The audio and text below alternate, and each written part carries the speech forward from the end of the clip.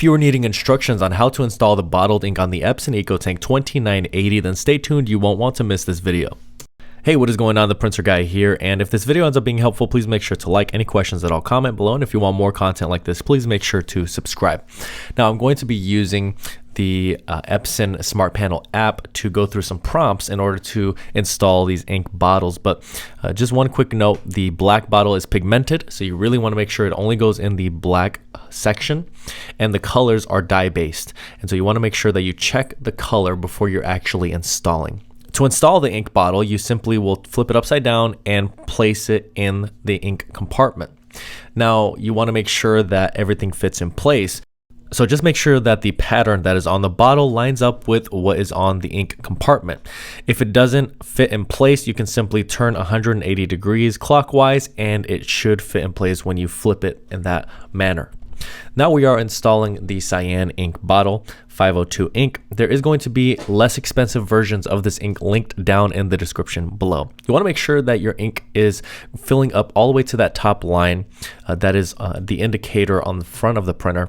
Now moving over to magenta, again, that pattern you see here, I am lining it up here. There's a better shot of it actually lining up with the ink compartment and actually being able to fit it in place so that the ink can begin flowing. If for some reason the ink doesn't flow right away, don't press the bottle or squeeze it. You can simply move it up and down in an up and down motion, and the ink should begin flowing at that point.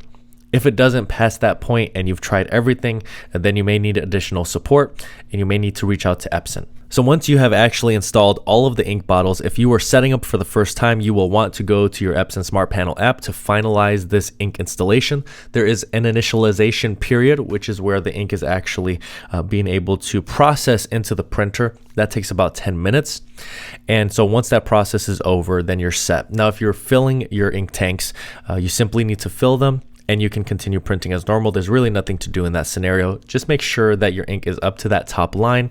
Again, if you're installing for the first time, let's say you were setting up out of the box, this is how you would use the Epson Smart Panel app. There is promptings that will come up and you'll be able to indicate whether you were able to fill the tanks, yes. And from that point forward, initialization will begin. If this video ended up being helpful, please make sure to like. Any questions at all, comment below. And if you want more content like this, please make sure to subscribe. Thank you so much for watching until the end of this video. I handpicked 2 videos that are here on the screen for you to watch next. Also consider subscribing to this channel. There's so much helpful content for you if you're a printer owner, and it's just good to have a resource like this for you in the future, whether you're dealing with a printer that's not printing well or you need more printer recommendations. So I look forward to seeing you again in another video.